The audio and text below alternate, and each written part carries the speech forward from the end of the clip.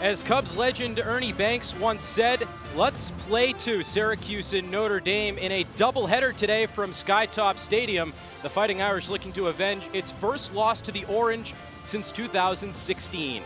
And we welcome you inside the booth. Thank you for joining us this afternoon alongside former SU player Faith Kane. I'm Anthony Mazzini. Faith, a big win for Syracuse yesterday to open up ACC home play for the Orange.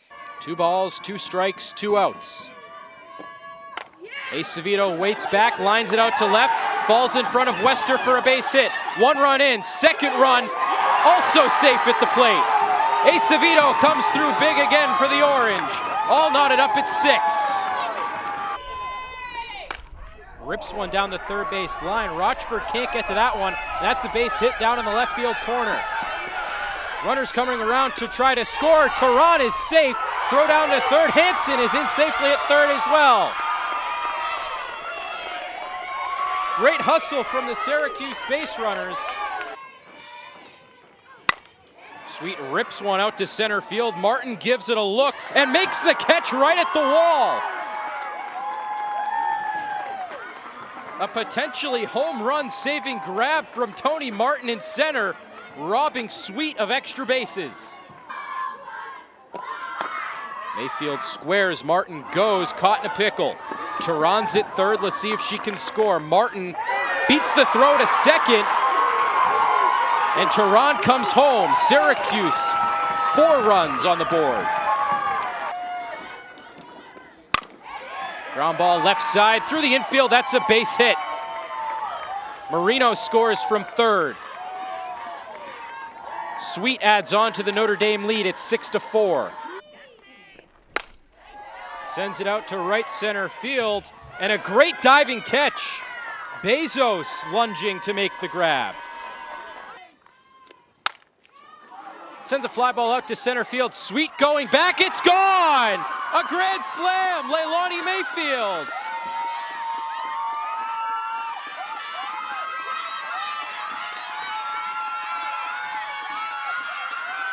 A shot to center. Mayfield puts the Orange on the board first. Fly ball, right side, Tehran under it, makes the catch. Syracuse wins its first ACC series of the season, an 8-6 win in Game 2 of the doubleheader against Notre Dame. Florida State head coach Lonnie Alameda has the Seminoles at 5th in the country. She's really had this program reach new heights. Florida State has always been a top-tier program, but a couple of years ago had the program as the #1 overall team in the country for the first time in program history. 5-time ACC Coach of the Year. She broke that streak last season. This year she might have some competition again at Virginia Tech with first-year head coach Pete Damore already locked up the #1 seed in the ACC.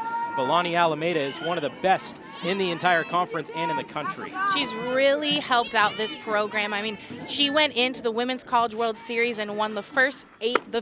Florida State was the first ACC team to ever win the Women's College World Series, and that was a big deal for this conference. Cassidy Davis at the dish for Florida State, 8 home runs, 37 RBI. And that's one thing that Coach Alameda was telling us when we spoke to her earlier in the week. She said, obviously very thrilled to win the College World Series for Florida State, for the program. There's a lot of buzz and excitement because of it. But she was even more proud to get the recognition for the conference because there are a lot of very good teams in the ACC, and she was proud that Florida State has, I guess, kind of paved the way for the ACC to get more recognition. And you can definitely see it. All other ACC schools are definitely stepping up. I mean, Virginia Tech is going in at #1 in the ACC tournament, and that hasn't happened in years. Virginia Tech has really turned things around this year. Florida State working to lock up the 2 seed in the ACC. Virginia Tech already has the 1 seed. This is the final regular season series. Some teams in the ACC have already finished up their campaign, but these 2 teams playing in their final series. Slap foul off the bat of Davis. 1-2 the count on the designated hitter today.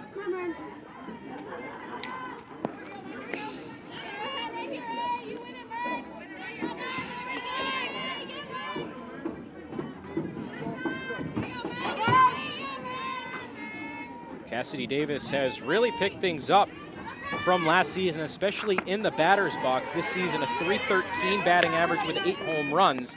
As a junior this season, last season, she only batted .248 with 6 home runs, so really took a step forward from year 2 to year 3.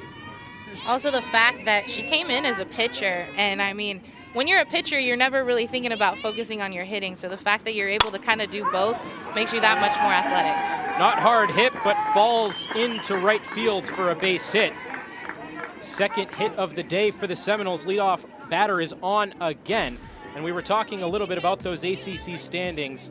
Just a few games difference between Virginia Tech and Florida State in terms of the conference, but same overall record. Virginia Tech already locked up the 1 seed for the ACC tournament. Florida State trying to battle for the 2 seed. And I mean, this is great for the ACC. You see those top 4 schools. You have Virginia Tech, UNC, and Notre Dame. They're all stepping up and trying to compete against even SEC schools, Big Ten, schools that you usually hear about. Bunted foul off the bat of Mackenzie Herzog for strike 1. Notre Dame is a team that was right behind Florida State in the Atlantic side of the ACC, a team that Syracuse played very, very well against. Won 2 games in that series a couple weeks ago at the end of March. Hard to believe we are already into May and the regular season is right around the corner, the end of the regular season, I should say.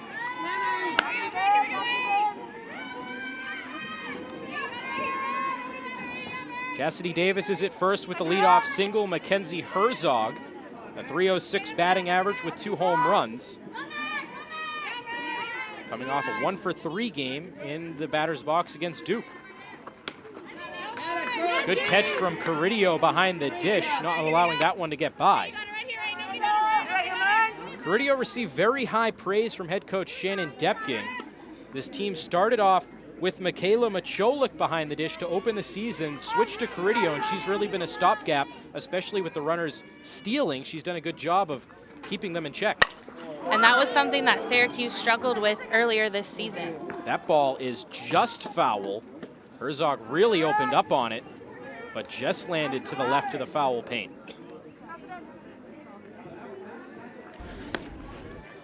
And that pitch was right over the plate. I mean, Herzog, she did a great job just turning on it. And I mean, just warning track power, not quite enough over the fence, but you can definitely tell these Florida State hitters, they have a lot of power behind their swing, and you can just hear it off the crack of the bat. Already 80 home runs hit this season, broke the program record they set just 1 season ago when they won the national championship with 76 home runs. They're at 80 already.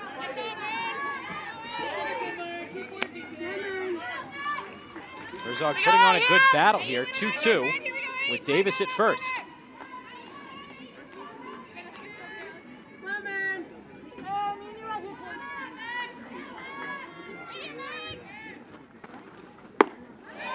Good pitch from Hearn, but just a little bit low. Bobby DeMeo, the home plate umpire, not giving Hearn the call, but a good spot and a good at-bat from Herzog. We also have to think Herzog is up there and she's slapping the ball. Usually slappers are hitting it short and into the dirt, and I mean, she just slapped that ball almost over the fence. You don't see many slappers doing that. This one's grounded to Tehran. Her only play is to first for out number 1. Good job getting at least 1 out, but Davis advances to second. The outfield for Syracuse, a little bit different with no Tony Martin out there. She's out with an injury, so it's Mayfield in left, Hansen in center, Bryce Holmgren in right. Hansen actually played some shortstop. Talking about that Notre Dame series a couple minutes ago, she played shortstop in that series due to some injuries. Head coach Shannon Depking was joking around with us earlier in the week saying, hey, we won some games against one of the best teams in the ACC with Hansen at short. Maybe we'll try her again at shortstop in the infield, but staying out in center field for right now. Coach Depking, she's definitely very superstitious. We saw it even last weekend against Pitt, where she was just switching up who was coaching third, who was coaching first, because she just is like, I'm just going to do whatever we can do to win.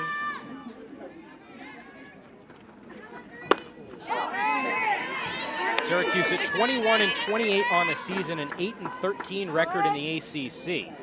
So the winning really hasn't been there for Syracuse this season, especially compared to a 30-win campaign a year ago under head coach Mike Bosch. But you can see some development with this Syracuse team, especially the culture. When we talk to head coach Shannon Depking, she means business, Faith. I thought it was awesome how she came into this program and she noticed a couple tournaments where they were playing teams that were well below their RPI, and she said, you know what, no, I want to go up against the best teams in the country, and she scheduled tournaments to go up against Oklahoma, Oklahoma State, and those are top teams, and those are the teams she wants her teams to be playing to get prepared to be better. Another pitch that was close. Hearn wanted it. Runs the count to 3-1, but that one almost snuck back in there.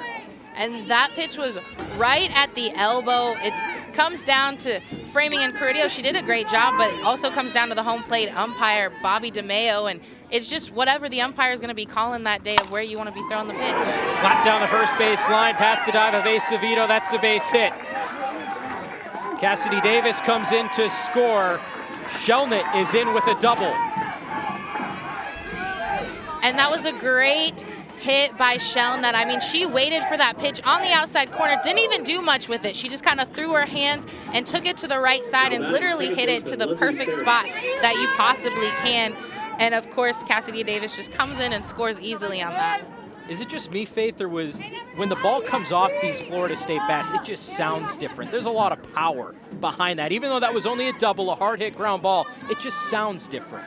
They do. I mean, anytime you just even walk by their batting practices, it just sounds like thunder just going through because they have so much pop.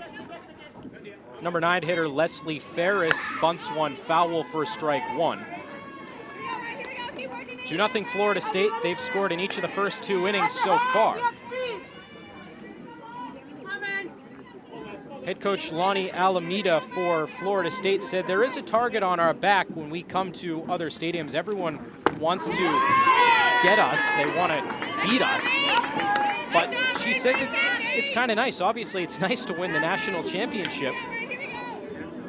Well, teams like Syracuse, these are once-in-a-lifetime games for them. They get to go up against girls that they definitely were looking up to even when they were younger, teams they are looking up to, and that's the thing is they just can't focus on the name on the front of the jersey and just play softball. Great pitch from Miranda Hearn.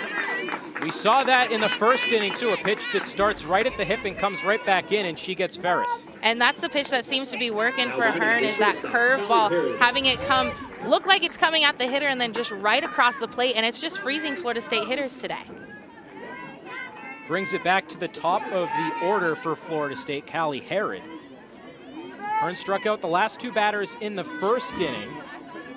Looking to do the same here in the second.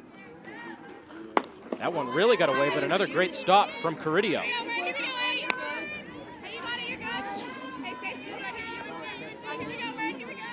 Carrillo very sound defensively. Only batting 153 is the catcher this season, but must be nice to have someone back there who maybe doesn't have the offensive firepower like some other people in the lineup, but confidence as a pitcher knowing that you have someone as defensively sound as Gianna Carrillo. Well, she may not have all the firepower at the plate, but she definitely has all the firepower behind the plate. And the reason why is she's just constantly talking, constantly with her pitchers, and she's tough back there. When they're at pitching practices, she's like, if this pitch does not hit my glove an inch off, it's not right, and you got to throw it again. Lined up the middle, but a great catch from Cesaris Mayer to end the inning. Florida State tacks on another run in the second. Syracuse looks to get the bats going after going 1-2-3 in the bottom of the first. A great play from Cesaris Mayer to end the second.